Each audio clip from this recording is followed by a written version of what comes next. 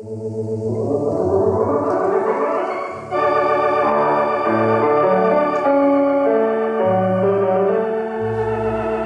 now, for the next 30 minutes, as the prop turns. Brought to you today by Ranger Tugs and Cutwater Boats. Quality cruising and real community.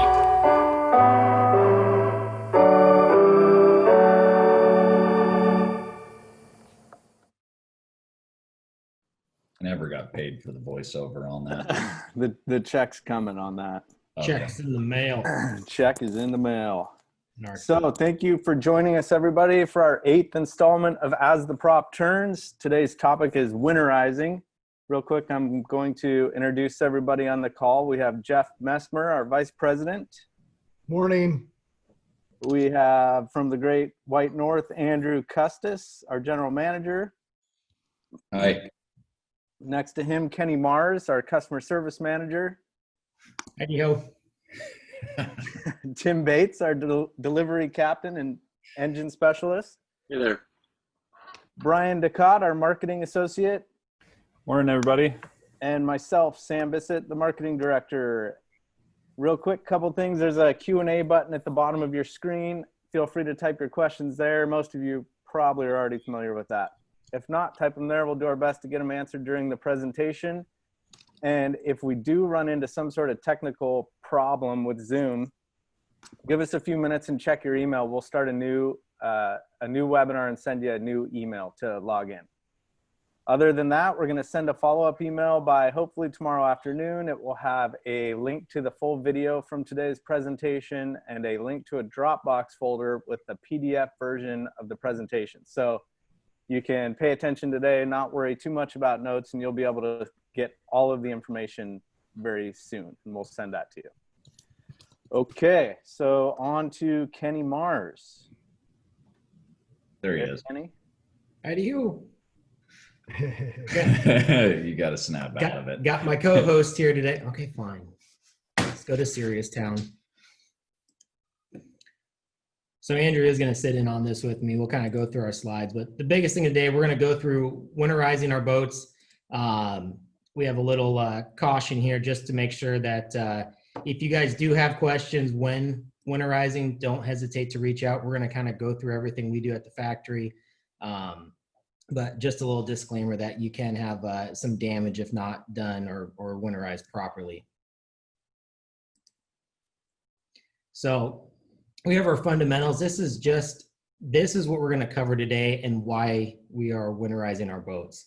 The biggest thing is we don't want any water inside the boat to freeze, crack any water lines or damage any engine or components. So this is something very important to do. I know we've been getting a lot of calls lately on process and steps and what all needs to be winterized.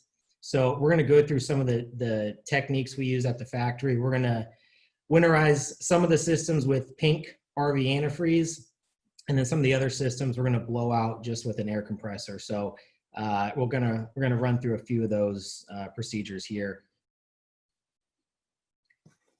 You have to tell me.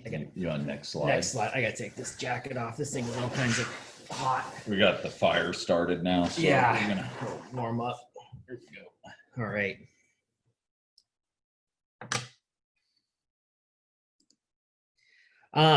So winter preparation, these are the systems in order of the slide. So if you guys ever tune back in, you can see in order what we're going to start with. And off to the right, we do have some pictures. So we're going to show you potable water system, winterizing your shower sump, engines, raw water washdown, bilge. If you are, or if your boat is equipped with a generator and air conditioning system, we're going to run through how to do that as well. So next slide, please. Yeah, that's such no joke. It actually keeps you warm. You want to do this one?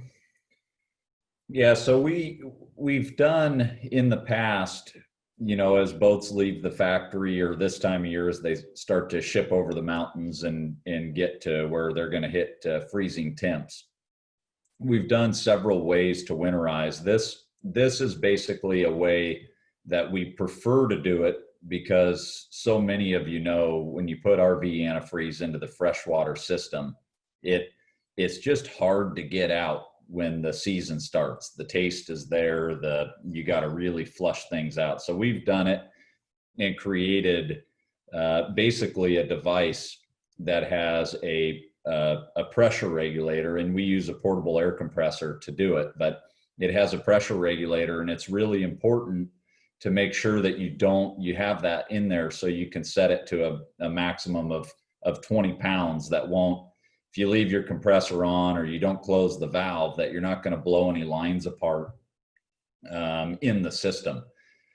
We put in basically a quarter turn valve. You should be able to see my cursor, really just a shutoff valve. So that way, when you hook to the compressor, you can make sure that you only open that when you're ready to open it. So we'll go through a lot of that, and then we do a connection. We just use a piece of PEX hose with quick connect fittings. And we do have Kenny, did we put this system in? Remember how we had a breakdown of the parts that we use to create this? Is this in the slide? No, I have the breakdown of everything. We have the breakdown of the fitting we use, which is the biggest thing, just so you can connect right to the pump. If you don't want to make this basically contraption, you can also use like one of the pancake compressors and set on the compressor the PSI, and then use the other airline fitting. What I do is little bursts just to, blow out the lines. And like Andrew's saying, once you are ready, you can open up those faucets. We're going to have a video here in a second showing you that. But there's a couple different ways you can utilize air to blow out the lines. And we have kind of a document with parts that we made to create that. So I'll send it to Sam and Brian, and maybe when they post this after we're done, it'll have that in there. So if you want to make your own winterizing device, it'll have a parts list for you. So this would be basically starting from the beginning on the potable water side. So the first thing we want to do is you want to empty the potable water tank. So we want to make sure that that is completely empty. And what you're going to do is turn on the water pump breaker. You're going to open up all of your faucets to hot and cold, and also all of your showers. So that's going to include all your outdoor showers, any outdoor sinks. We want to drain as much of the water out of the system ahead of time. So even if you use pink, like if you don't have air and you have to winterize with pink, I want to try to get as much water out ahead of time as I can. Same thing if we're going to blow the air or blow the lines out with air, I want to try to empty as much out ahead of time as I can. And like I said, make sure you go hot and cold on every single sink and every shower that you have on your boat. Yep. And then he, as the last part, you'll see, you want to make sure once you get all of the water out of there, you're going to open the hot water heater and drain that as well, just to make sure that most of the water's out. And, we, unlike an RV or something you have to get to the bottom of the tank, you don't have that on the boat. So draining the water tank this is really the only way on most of the models we do, is to run them through the pickup in the tank, which it goes really close to the bottom. So you might have a quarter inch of water remaining in the very bottom of the tank, which isn't going to hurt anything if it does freeze. Yeah, exactly. We're just getting the big majority of it out of there. Okay, so here's a little video that Kenny and the guys did. We'll play this for you.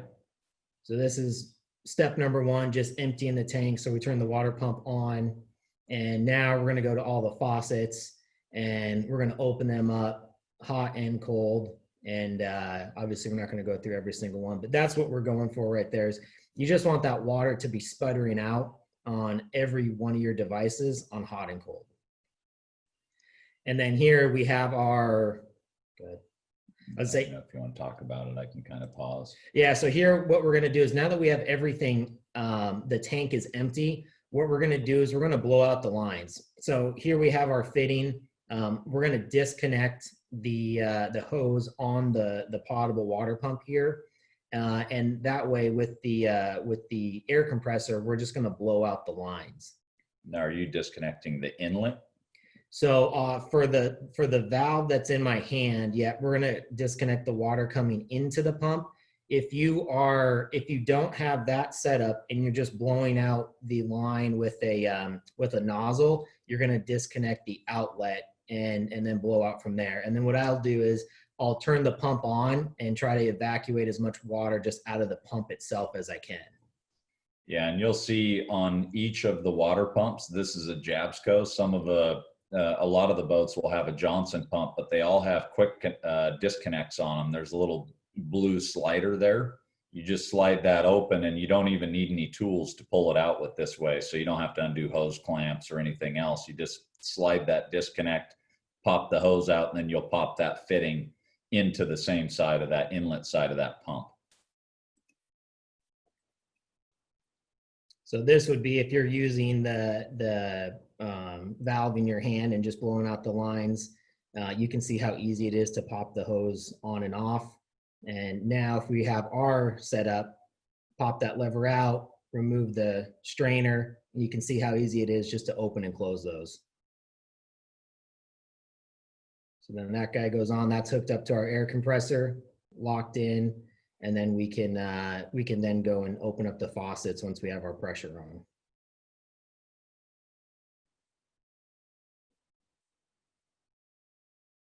So valve's gonna go on, and then this is gonna get that last little bit of water out. And again, on every single one of your sink faucets, on all of your showers, outdoor showers, anything that's going to be hooked up to that potable water system, you want to make sure that once you have air, that you can turn all those on hot and cold. And there's one of an outdoor shower, so we're just making sure that the valves are open and that we get all the water, any excess water that the pump didn't pump out originally out. And you can see there is still a fair amount between all the systems.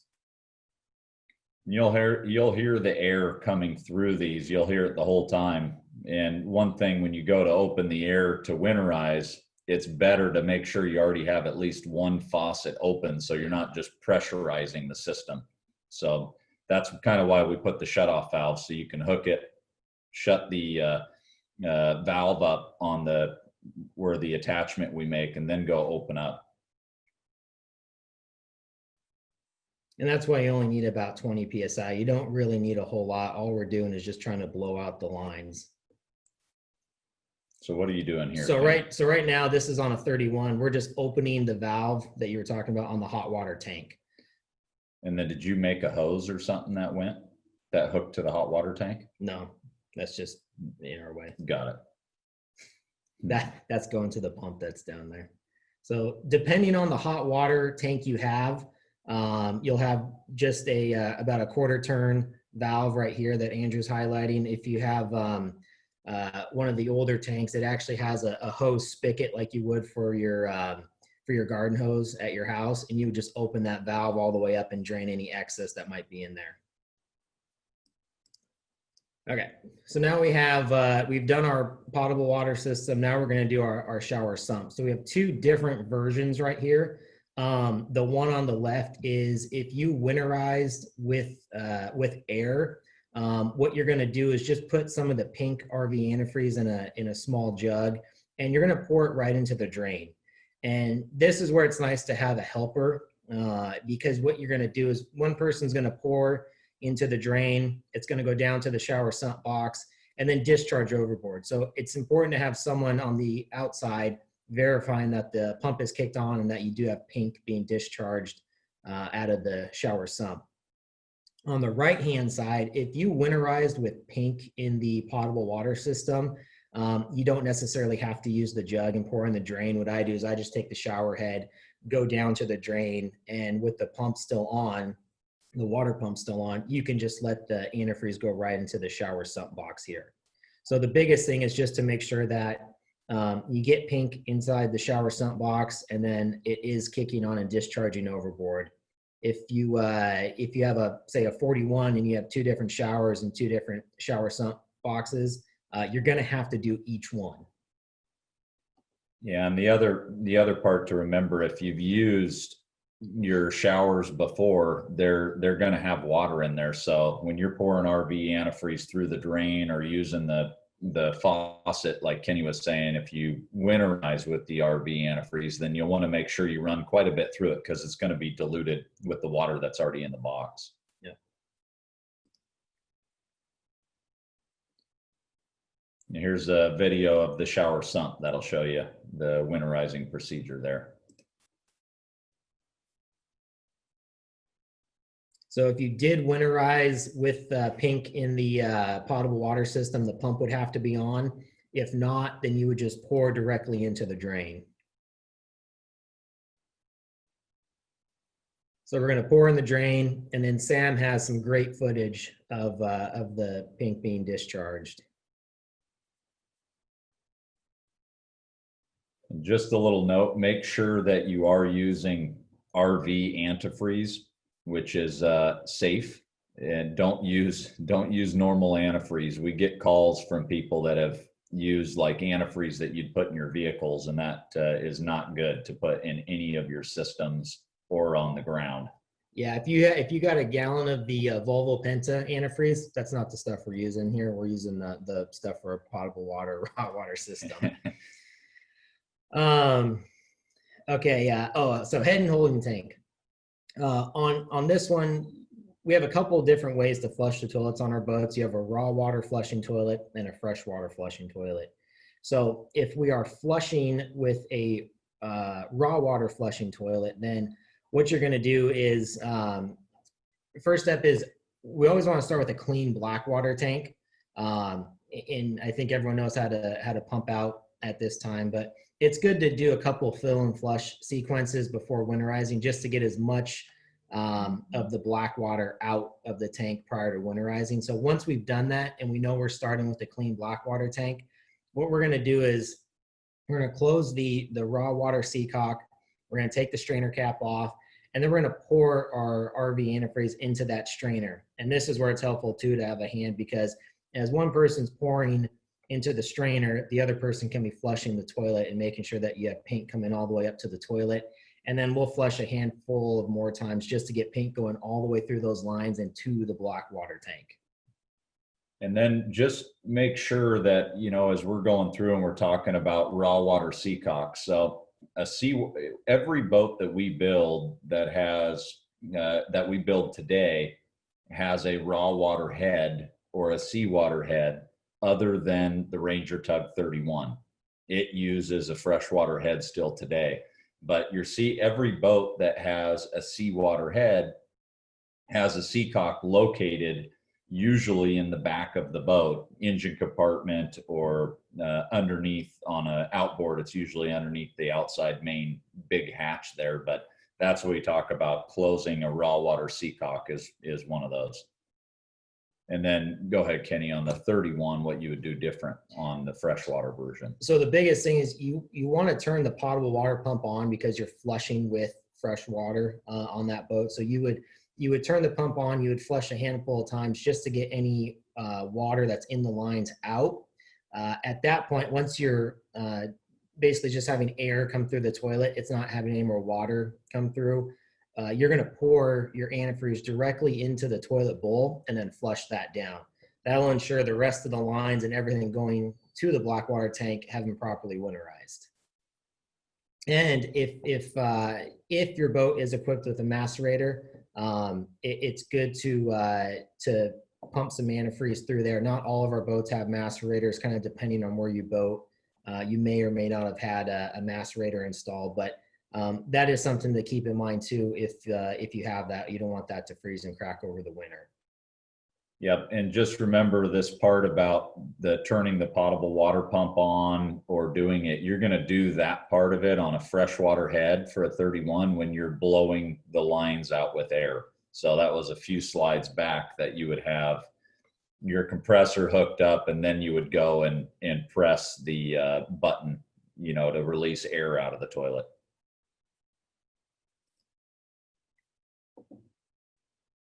So this is our seawater head winterizing procedure here. So we've already shut the seacock. We're taking the strainer cap off. This is a multi-port strainer. Depending on the model you have, you might have just a single or a multi-port. But once we have the cap off, we're going to fill. Now, keep in mind too, we do have a 55-gallon drum and a pump we're using. That's why you see a hose there with the pink. We do winterize quite a few boats, so it just makes more sense. If you're doing this at your house, you're just going to have the 1-gallon jugs. And anytime I'm doing this, it's not as important on the toilet, but definitely on the engine. You want to make sure that those jugs are open and the caps are off, the little removable caps, so that way you can continue to pour into the strainer as you're winterizing. So right now we have paint going into the strainer, and then Sam here is going to hit the flush. Again, this is a raw water flushing, so you can see there's just a little bit of water coming. And we'll do this several times. You want to make sure you have enough pink in there to make sure it's not going to freeze and crack over the winter. So now we got pink coming in. We finished the flush cycle. We're going to do another round, maybe 2, depending on how much you had come through. And you can see we have plenty of pink coming into the system right there. Now, if you did have a macerator, this is where you'd kick on the macerator once clean, just to run some pink through that system as well to make sure it doesn't freeze and crack. Fresh water, we've already blown out the toilet, and now we're just going to add a little bit of pink into the toilet itself and just do your normal flush procedure. So once you're pouring and continue to pour, you're going to be flushing the toilet. It'll do its cycle, and this is going to ensure the rest of the lines going to the black water tank have been properly winterized.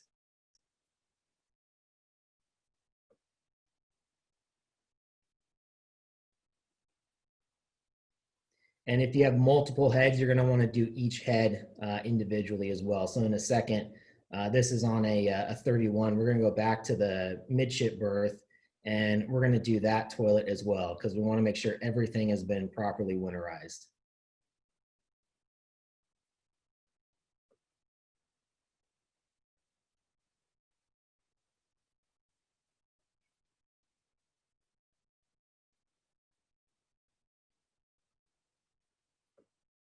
And so then on the freshwater system, once we've done all the toilets, we have enough paint going through the system. Again, you would kick on the macerator at this time. If you don't have a macerator, it's fine to leave that pink fluid in the tank over the winter. You don't have to pump it out. It's just more to run pink through the macerator pump so it doesn't have any issues over the winter. So there's a little start there. Do we have any questions at the moment or anything we can help answer so far? Tim, you on there?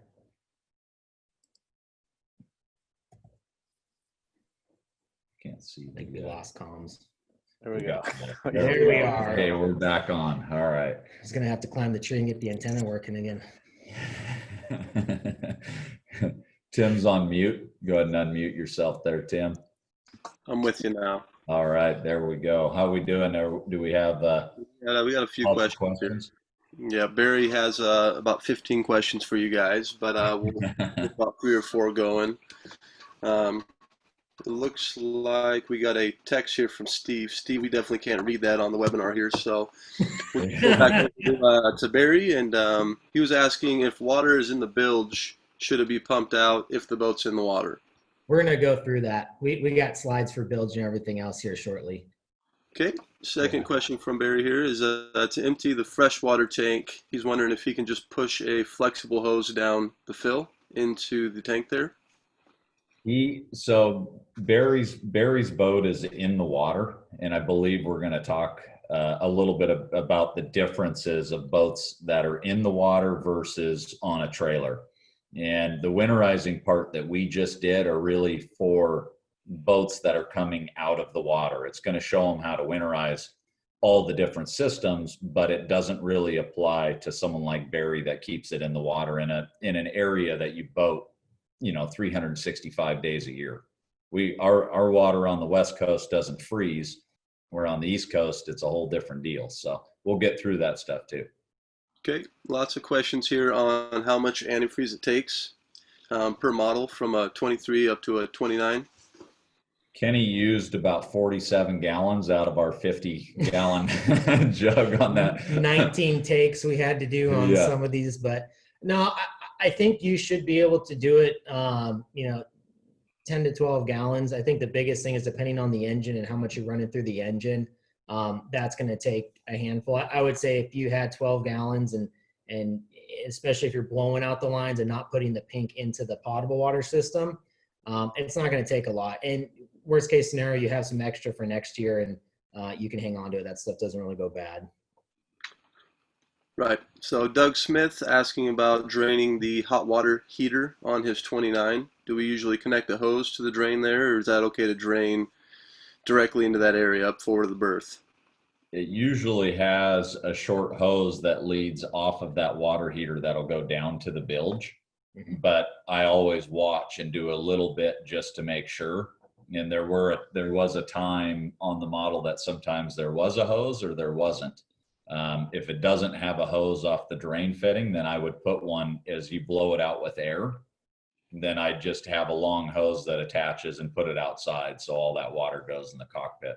And that's one of the things too, if it's going to be if you're not pulling your boat out of the water, we're going to go through how to kind of properly winterize while it's in the water with cabin heaters and that kind of stuff. So really, if you're going to use your boat over the winter and it's not going to be pulled out, we're going to go through some of those steps as well, because there's so many different variables and ways to store the boat. We just want to make sure we go through and hit everything, but we're going to cover a lot of that in water winterization here in a little bit too. Okay, I think we're looking good. Dennis English was wondering if there's a way to evacuate the water using a wet and dry vac. Not that I've had effective, not that I'm confident in.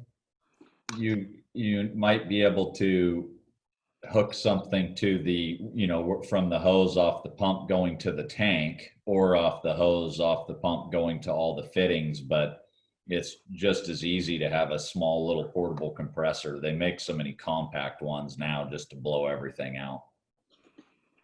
Perfect. I think we're looking pretty good here. I got a couple more I'll follow up here once we're back. All right, off we go. All right, so raw water washdown system.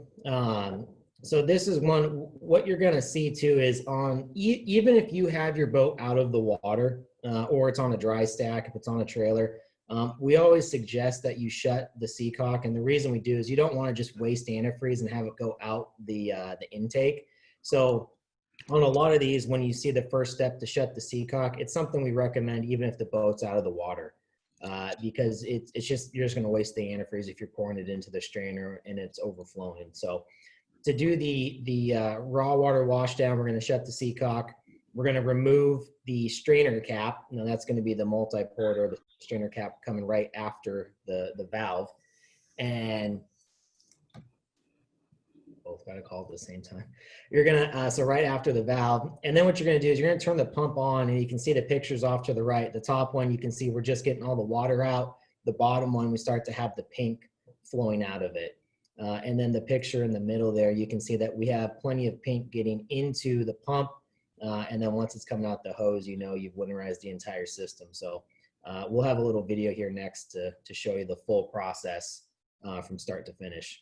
And pretty much every boat that we build or have built has a washdown system on it. So, and usually they're all located in the very back of the boat. And the pumps, I don't know that they've ever really changed. They've been in slightly different locations, but they're all in the cockpit of the boat.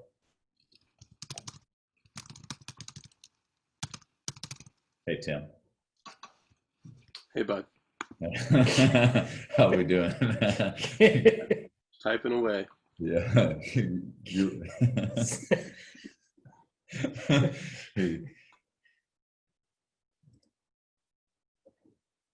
So this is going to be raw water washdown. So seacock's already been shut. We're putting the pink into the multi-port, in this case, strainer. And this is where it's helpful to have a helper to turn the pump on and open up the faucet. And then keep in mind too, when we talk about a multi-port strainer, a lot of the different models use these, and basically what that's doing is that's one one valve or one hole through the bottom of the boat that's going to feed multiple items. So this one might feed the toilet, it might feed the washdown, and other systems off of it. So you'll want to know kind of what systems run and get their water from, which one of your filters or seawater filters actually they come from.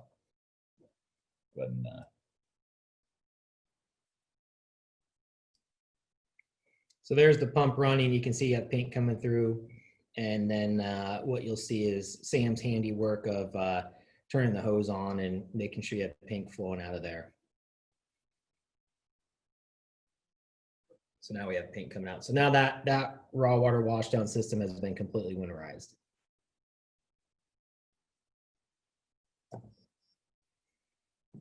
So here we have our inboard engine. Depending on your make and model, you could have, like Andrew said, the multi-port strainer that could feed into the engine. On some of our newer Volvos, the strainer is located right on the engine. And then off to the left, if you know, say the 21, we used to do the Vetus strainer. So you just want to make sure that you are connecting to the right one, depending on what system you're winterizing, and putting your pink in there. So to do the engine, it is nice prior to winterizing, especially if you boat in salt water, to flush the motor with some fresh water. So what we'll do, and what you'll see in the video here in a second, is we're going to shut the seacock, and then we're just going to put a garden hose into the strainer and run the engine for about 5 or 10 minutes. That'll help just get everything clean and get as much salt out of the engine prior to winter storage as possible. And then once we've done the freshwater flush, then we're going to go back in and pour our pink into the strainer and run the engine. And again, like you can see in the picture in the middle there at the bottom, once we have paint coming out of the exhaust, that's our cue that we know everything has been winterized. The antifreeze has gone through all of the raw water systems for the engine.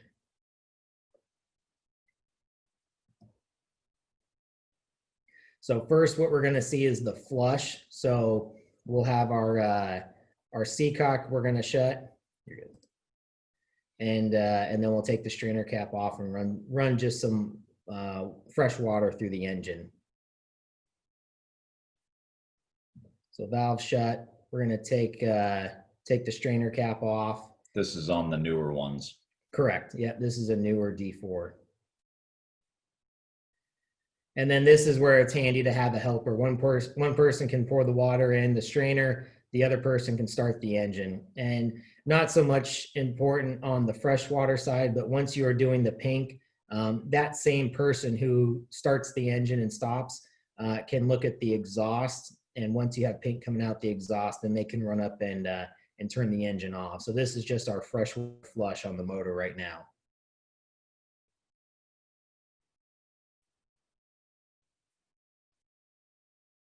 So we did our flush, we stopped the motor, and now we're going to pour our pink into that strainer and run the engine.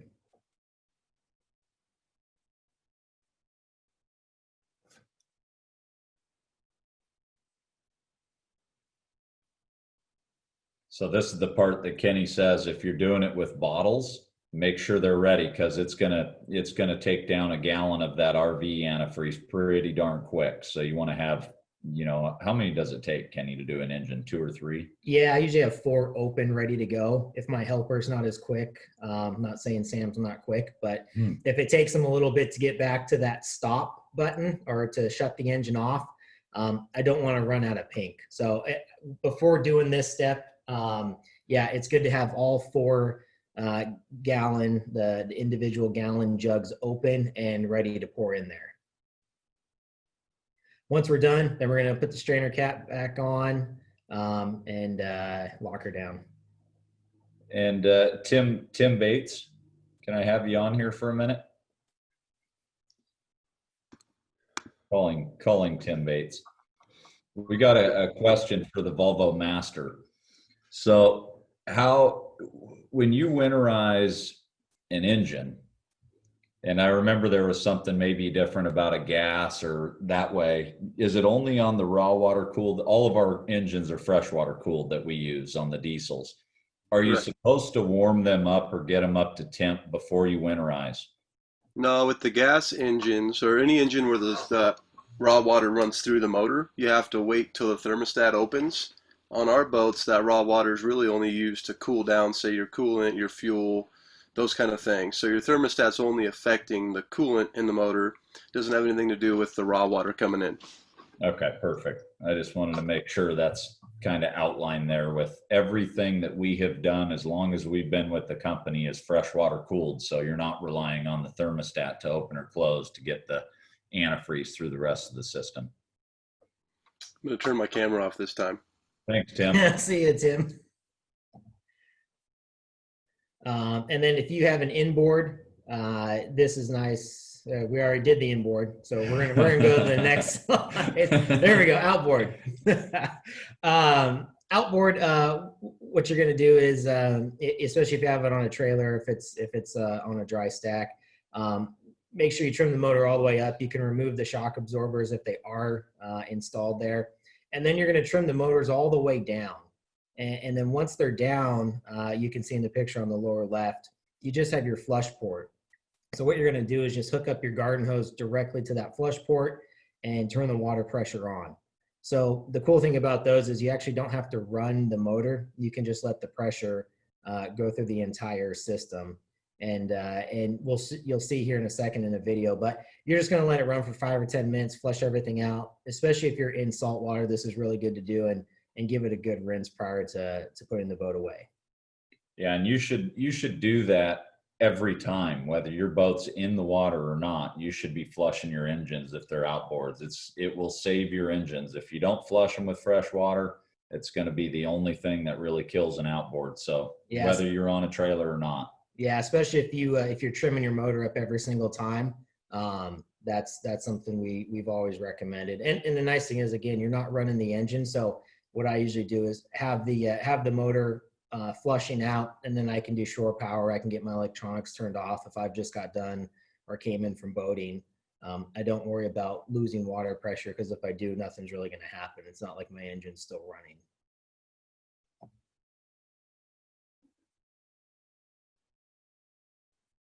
This video should be about 3 seconds long.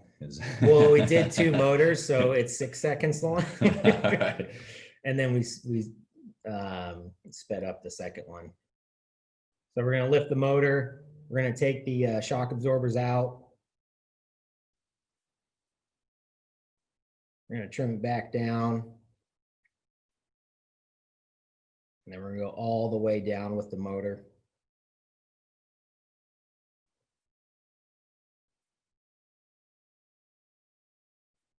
And then we're just going to unscrew the flush port right there. These do have a gasket in them, just your standard garden hose gasket. You'll see, just make sure that's pushed all the way in. Sometimes when you put the hose on, it'll bind or kink in there and you just don't get a good seal. So I always like to make sure that that's pressed in all the way. I also, if I'm in the water still, I don't want to drop that in the water and lose it. So garden hose is hooked up. We're going to go over to the spigot, and we're just going to turn the pressure on. And then we're just going to make sure it's coming out the discharge there.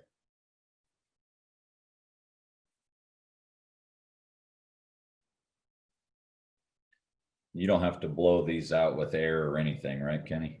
No, you just have to flush them out. And then if the boat's in the water, let's say you're keeping it in the water and you're going to get down to freezing temps, you will have a little bit of residual water in that lower unit. What most of the outboard engine manufacturers recommend is to trim the motor actually back into the water, just so that lower unit doesn't freeze and crack if you are leaving it in the water. There's our sped up version there.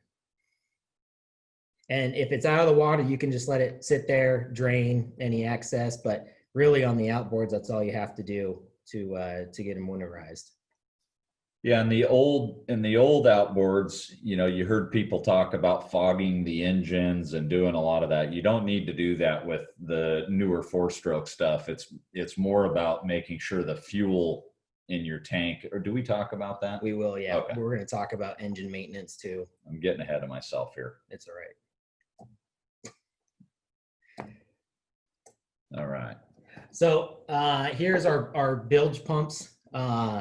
So same kind of thing as shutting the valve. if the boat is out of the water, make sure the drain plug's in. Otherwise, you're going to have one heck of a time winterizing the bilge pump. So we're going to make sure our drain plug's in. We're going to pull the hot fuses for the pumps, just for the fact of I want to make sure we get enough pink into the bilge. You will always have an aft bilge pump, like you can see here in the top right picture. And then you'll also have, depending on the model, another bilge pump forward of that.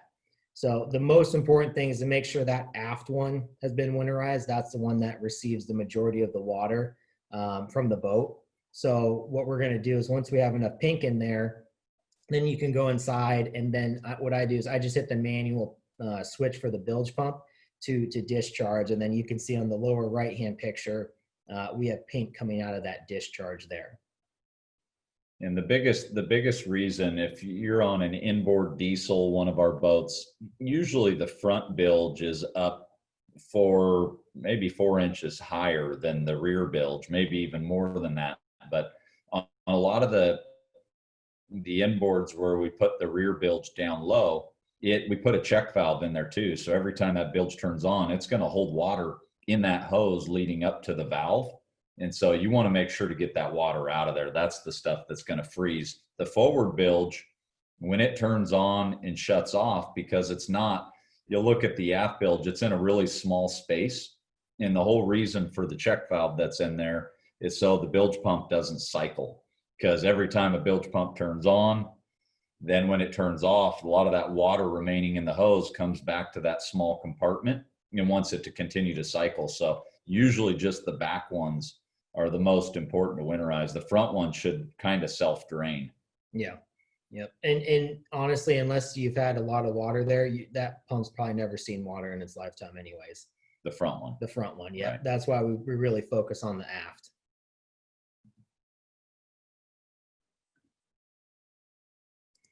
Okay, here we go.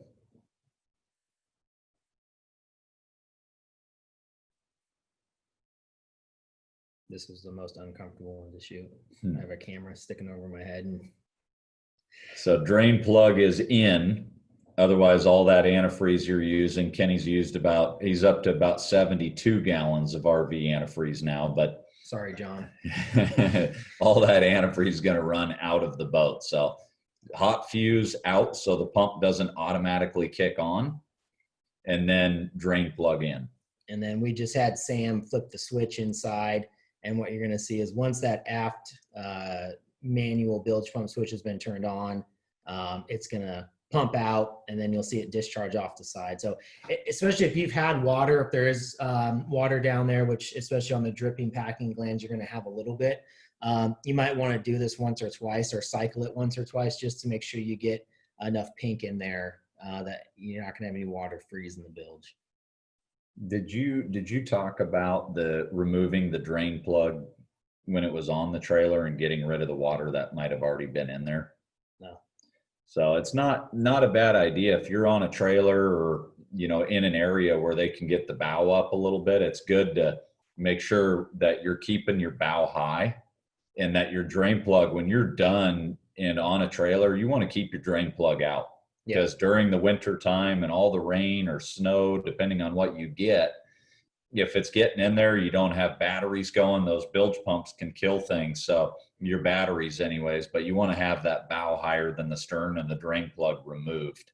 So that way you're not, once you do winterize, water's not going to be up. It's just going to be running out. So if your boat is equipped with Gen and Air, you're going to want to run those systems as well. So same kind of process we've been doing so far. We're going to make sure that we have the seacock closed. We're going to take the strainer cap off for that individual system. And again, depending on your make and model that you have of our boats, you'll have a couple different systems or a couple different strainers we would have used over the years. So the biggest thing is on some of our newer boats, you can kind of see the picture on the right. You can take the strainer cap off from the bottom. That's where you would collect debris. And then you can just rotate those up. So then you can have, again, someone pouring antifreeze into, say, the AC strainer, and then someone inside the boat turning that system on and running it until you have pink being discharged overboard.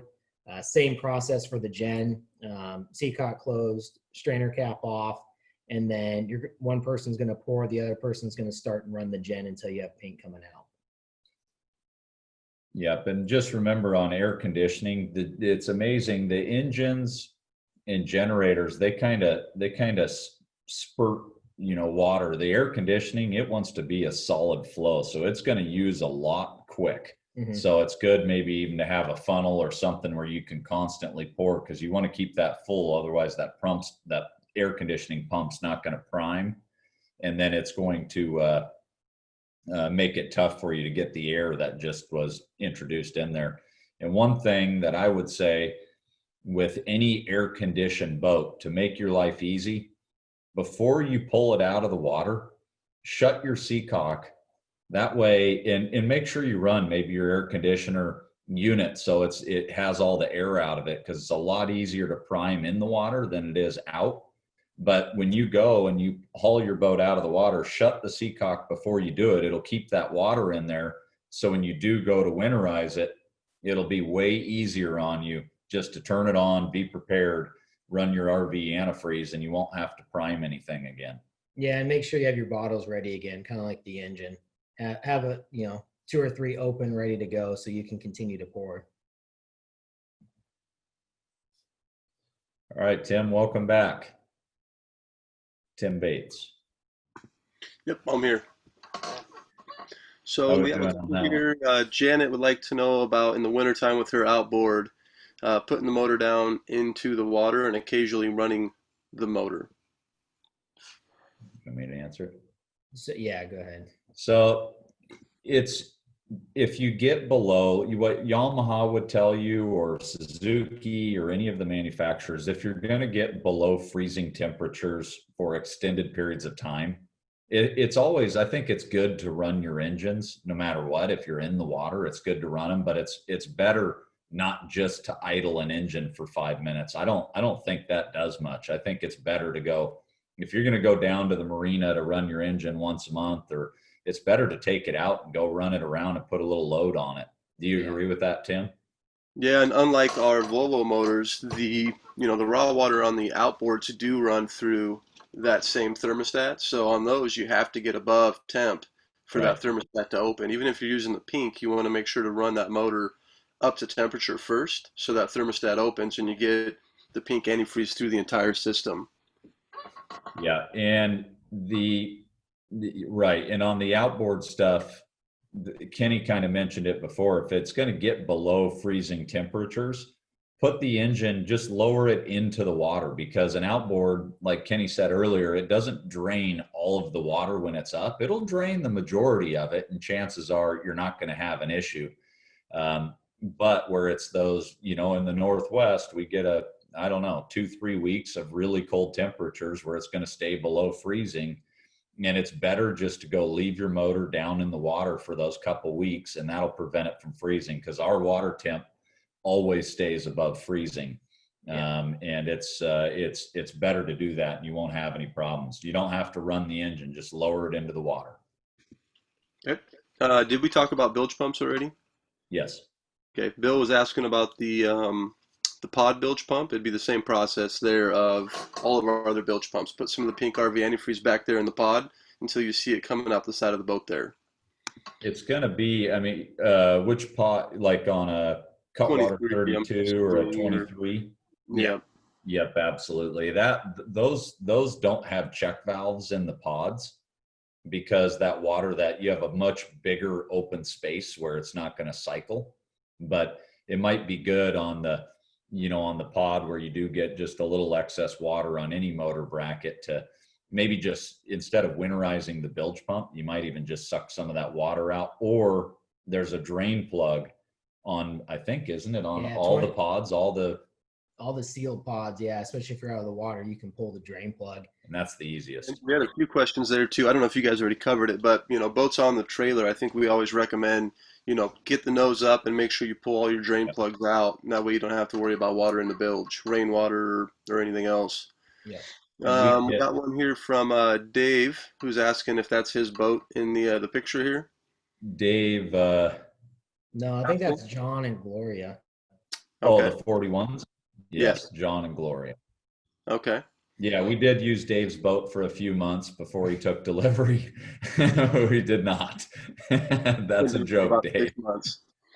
Yeah. Joe Sheehy here is asking about if the outboard boat is on a trailer for the winter, if you need to use a stabilizer in the fuel there. Definitely. Yeah, and we're going to run through that too. And the biggest thing that people forget to do, I think, is they'll put the stabilizer, they'll top off the tank and they'll put the stabilizer in, but they don't run the motor.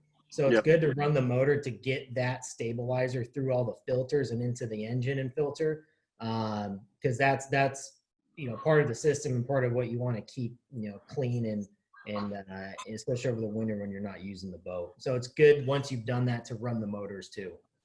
Absolutely. And I think, also for the trailered boats, it's probably best if you get a, non-ethanol fuel. I know a lot of the gas stations have ethanol in the fuel, but if you're able to clean carburetors, that kind of thing, and the kicker motors, use that ethanol-free fuel. Well, and that's what I know Yamaha recommends is they would rather have a lower octane ethanol-free than, say, a higher octane fuel with ethanol in it. So yeah, for sure. If you can, they definitely recommend ethanol-free, and even at that time, you can get different fuel stabilizers. We'll outline and kind of show you some of the stuff we do carry, but it is good to add that to the tank, especially if you're not using the boat over the winter. Do we talk about kicker motors at all in this?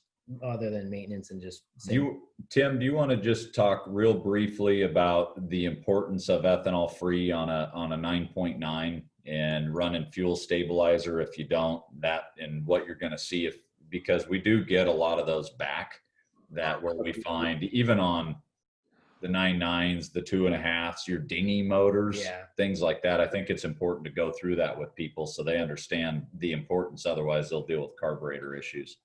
Yeah, so the 9.9s or anything smaller on the Yamaha side are all carbureted motors. So, with the bigger engines, they're all fuel injected. You don't have to be as worried about, the carburetors getting clogged and that on the bigger motors, but especially on the 9.9s or, like Andrew said, the kicker motors, you want to periodically run those. Even if you have the stabilizer in there and ethanol-free fuel, it's good to go and, run that motor maybe once a month or once every other month just to get some clean fuel flowing through there.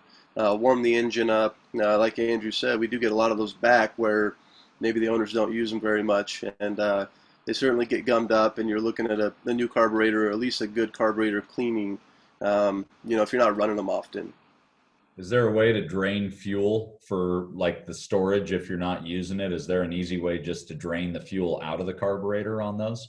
Well, I know like what a lot of people do like on the dinghy motors is you have a fuel shutoff right there on the motors. You just turn the fuel off and run it out of fuel.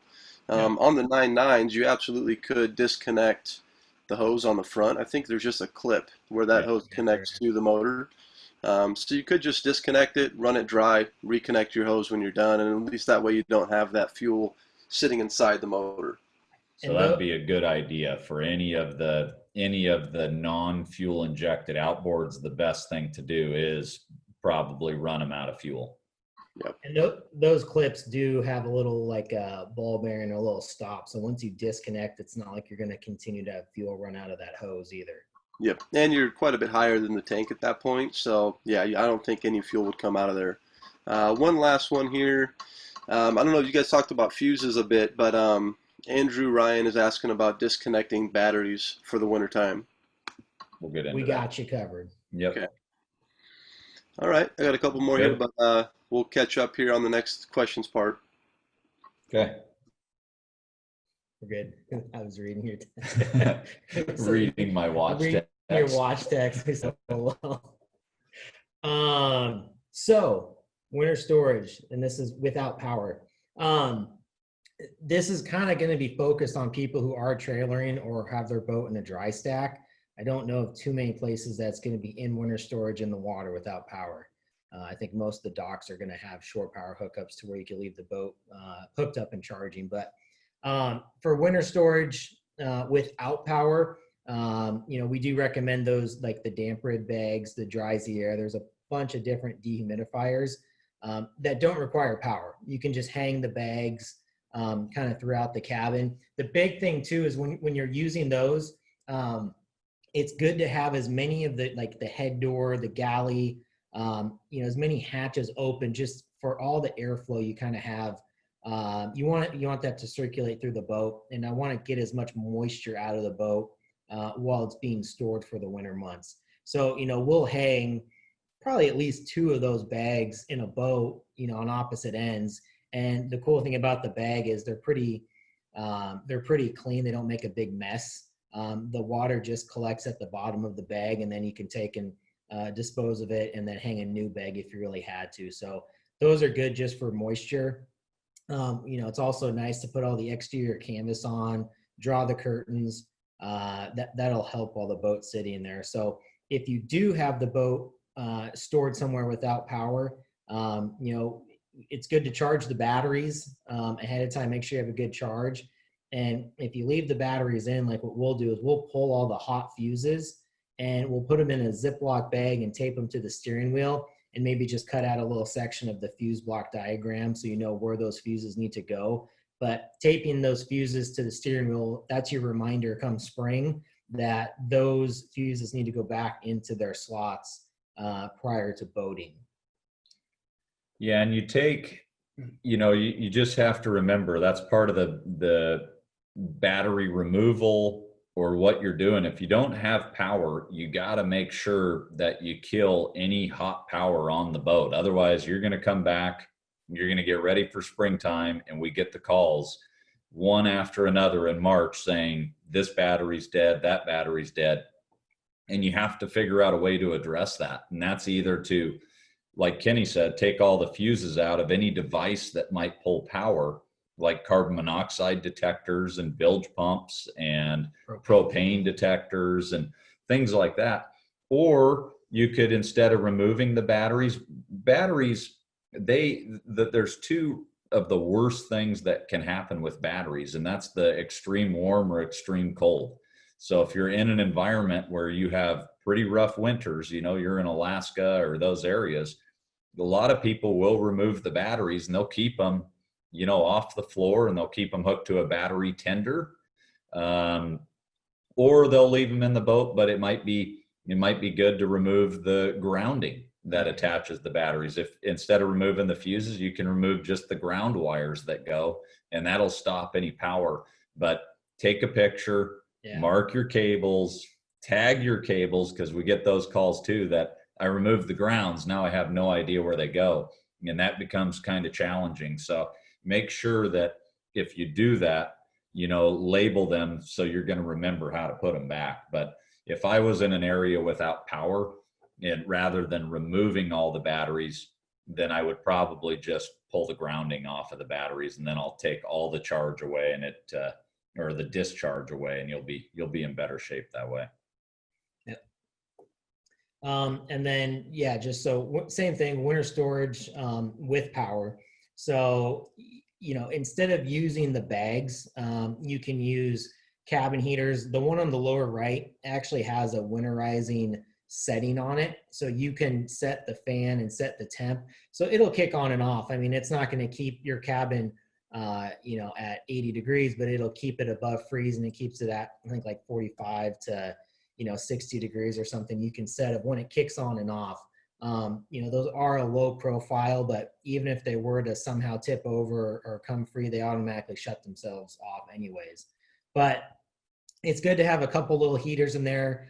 You can also do a dehumidifier too, just for moisture, like we talked about again, and just have those plugged in. So basically, if we were doing the heaters and dehumidifiers, you would want to have the corresponding AC breakers turned on for outlets. So we're going to be plugging into the boat's outlets, and again, making sure we have head doors open, galley doors open, hatches, any internal hatches open, just to allow as much air circulation throughout the cabin as we can with that heat. If you have an inboard, you can do what's called a compartment heater, or like an engine room heater too, just to keep a little bit of heat in that engine room as well. So those are some that I know a lot of our owners have used over the years, and we've had pretty good reviews on. If you're storing your boat, like say at your house on a trailer, and you don't have 30 amp service, a lot of times, like especially during boat shows, what we'll do is you can get a 30 amp female to a 15 amp male and plug right into a normal outlet. And that'll at least allow you to run the battery charger, which will just do a trickle mode on all of our boats once they're charged.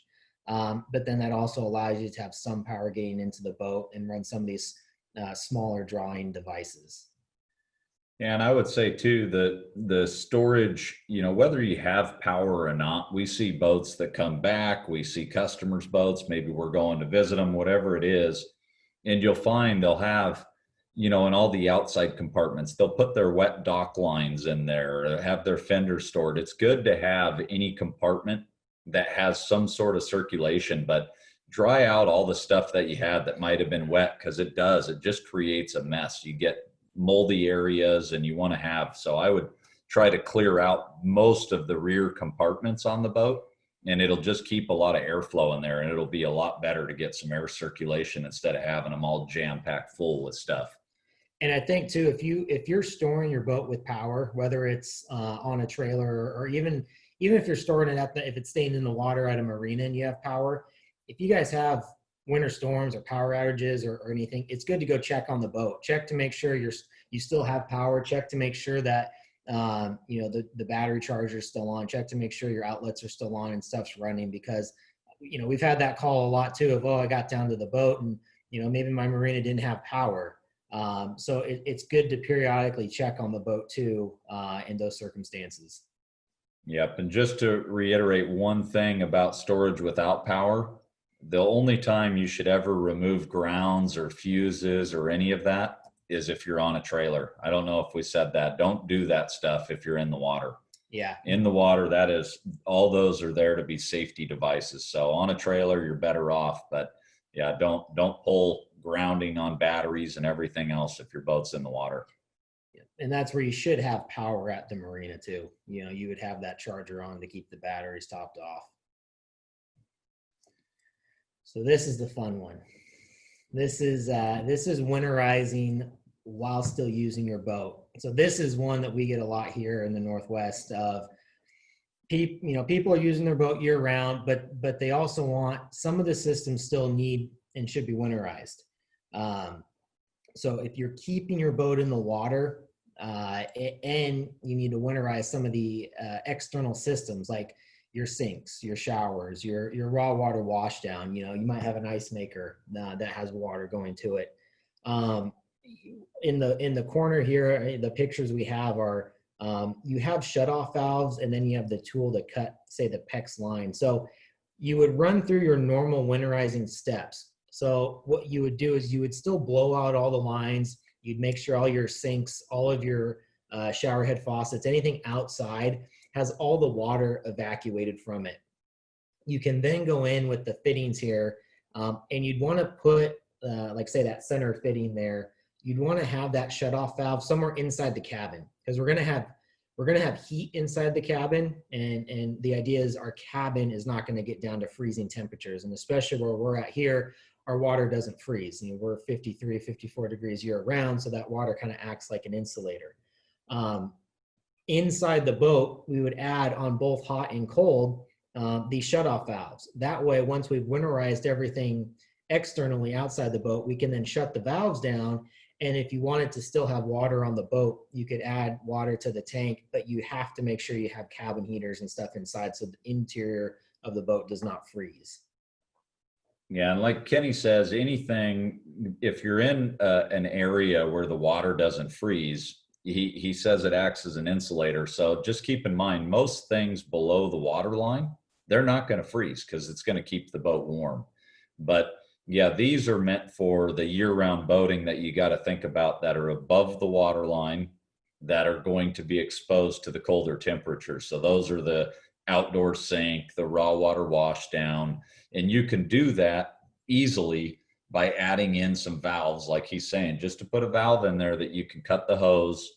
You can put an inline valve where you can disconnect one end and just blow out the air going to that one device or the multiple devices there. So, yeah, and make sure if you are cutting any of the PEX, that's why we have the link here of the cutters, or something we recommend is you need to have a nice squared off cut. You don't want any angles to that hose, because that causes more problems than anything when you're attaching your fitting. So You know, the picture, the illustration there shows ones that you can have a nice squared off cut to that hose, and then it's just a connect, plug and play to the valve.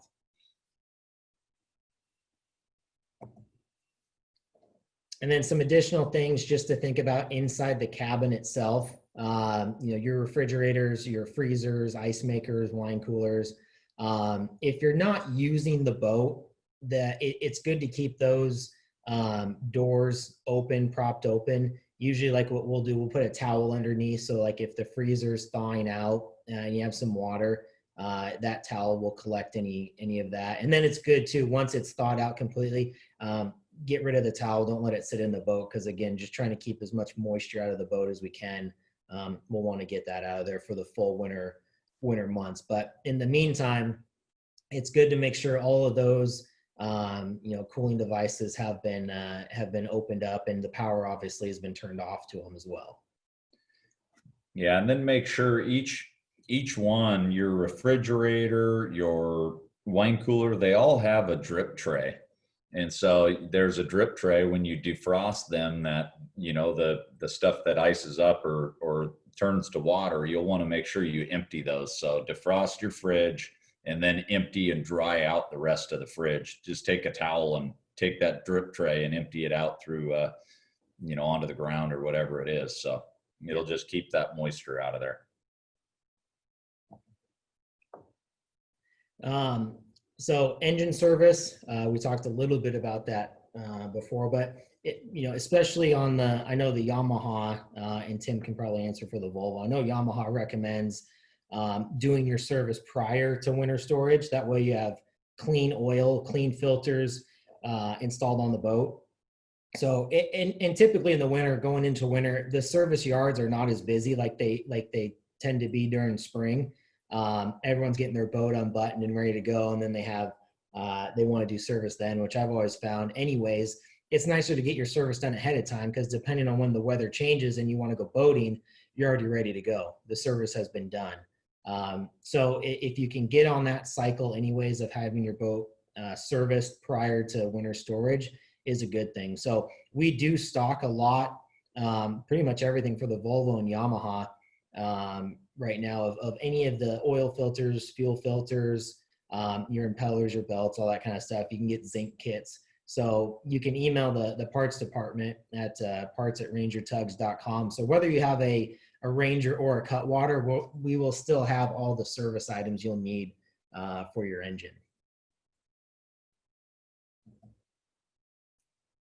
Tim Bates. Yep, I'm back. Hey, Tim. Hey there, how we doing? Okay, one here from Bo asking about the diesel heaters. As far as what do you guys recommend for the diesel heater tanks over the winter time? I would say with diesel, on any diesel, whether it's an engine, the heaters, it's better to keep either the tanks full or empty. And that's gonna prevent condensation, because diesel is known to get that. So, but also running a stabilizer. I know that, you know, in Volvo, Tim, what do they recommend, like running Stanidine, I think? Yeah, Stanidine is what they recommend, because they don't have a product. But I'd say in the diesel heaters, you know, Stanidine, Stabil, any of the, you know, diesel formulas would be just fine for the Webasto heaters. And it's a tiny amount to either top it off, you know, like Kenny said earlier too, run the engine or run the heater too. So put some of that stabilizer in it, run it for 20 minutes, and then you're good to go. Yeah. But it might be a good time. That's if you're going to winterize your boat or keep it, this is kind of the time to get all of your service done and out of the way. So when spring comes, you're ready to go, and you're not one of the millions of people that are contacting the service companies in March saying, hey, I'm ready to get my boat serviced, and then they're 2 months out. So this is the perfect time to do it. Okay, a few questions here. Hugh Morris was asking about storing the boat with shore power connected all the time with the battery charger on, if that's going to affect the lifespan of his batteries. I don't think it's going to. They're a fully automatic charger. I think it's going to be the best for your batteries to keep them topped off rather than to let them discharge. Yeah, and those all of our chargers, they'll go to a trickle mode. So once everything's been charged, it's not going to do a full cycle and do a huge charge on them. They'll just trickle in and keep them topped off. And on a lot of batteries, it's harder if they sit discharged for long periods of time than anything. So if you can keep them topped off, that's going to help long term rather than having them drain completely down and try to bring them back up in the spring. A little more specific one here from Dave Zygaki about the 41 dinghy motor, being that it's stowed in the upward position up above the boat. So he was wondering about if we had any tips for winterizing that one. My thoughts there would be to pick the boat up, Dave, with your hoist, lower the motor down, let it drain, and you could even put a little bit of pink RV antifreeze, similar to what they explained with the outboard there. Yeah, flush it with water, which you should really do anyways. And so if it's coming out of the water, you flush the engine with water, and then really all you do is pick it up, like you said, just to get it high enough so you could lower the motor and make sure all the water's drained, and then keep a trickle charger on that battery. We see that happen quite a bit, but they make those little 2-amp trickle chargers, and he's got an outlet already up there. Yep. And so he can plug in those fully automatic trickle chargers, hook it to that battery, and he's going to be in good shape. Just make sure you have your breaker on too for that device. Oh yeah. The outlet. Yeah. So if you're hooking up to, like, say, the grill on your boat, Dave, have that command bridge barbecue breaker turned on. Okay, we got another one here from Judy about keeping the tank full or empty for the wintertime. Fuel? Yep. Fuel tank full or empty? I think it can go both ways. I think empty or full. It's harder to empty your tank than it is to fill your tank. So, most people, I would say, if you already have a half tank in there, unless you purposely run most everything out, I wouldn't go through the hassle of draining all the fuel. I would fill it and I would stabilize the fuel that's in there.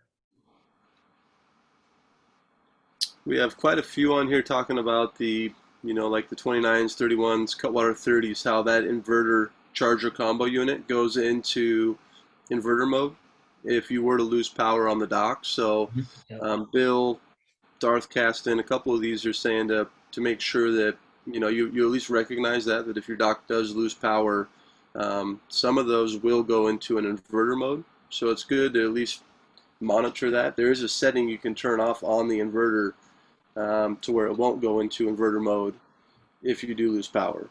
And that's why it's good to check the boat too. I mean, just as a whole, make sure, dock lines are good. No one's messed. I mean, we've had a ton, I think, not even during the winter, but you might have a neighbor that goes down there is messing with power and somehow he turns your breaker off. So it's good to periodically, especially before if you're taking a trip or going out of town, check it prior to leaving.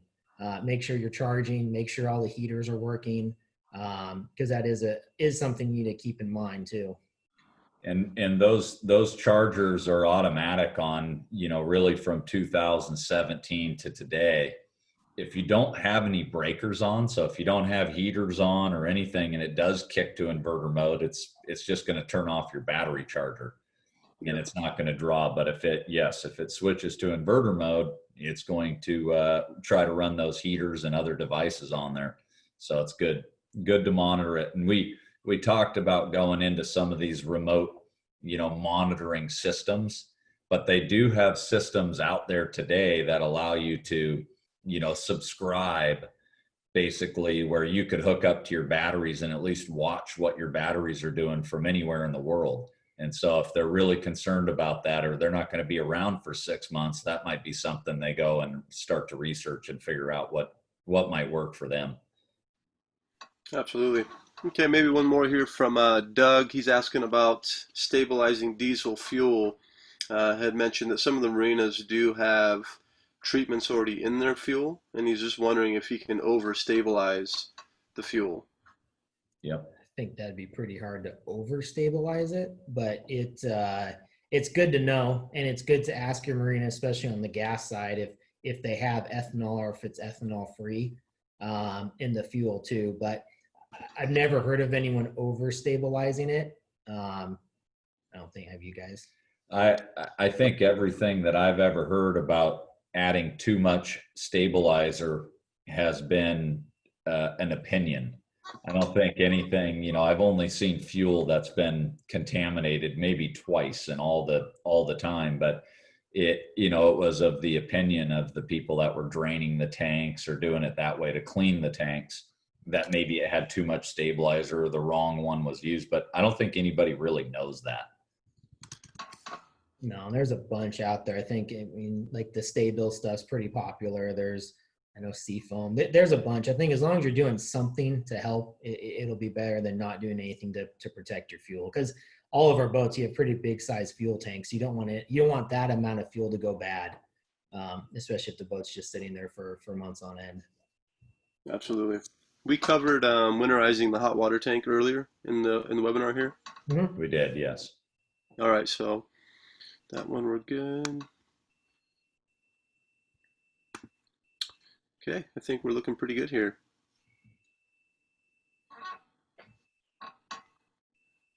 Okay. All right, we're gonna get back at it then. So I need some more firewood. Great job, guys. That was very informative. Thanks. Get back to work now, huh? Yep, Yeah. back to work. So thanks to everybody that tuned in. Hopefully it gets a head start this year to, we're still in September, so we're doing a great job instead of waiting until December to talk about winterizing as we all make a mad dash to winterize every boat we have. Yeah. Well, thanks for carving out the time to do this. It's, I know we're super busy right now, but these are great. So thank you. Yep. Yeah, no problem. They're fun to do. Have a good day, guys. All right. Thanks, guys. See you later. See ya. See ya.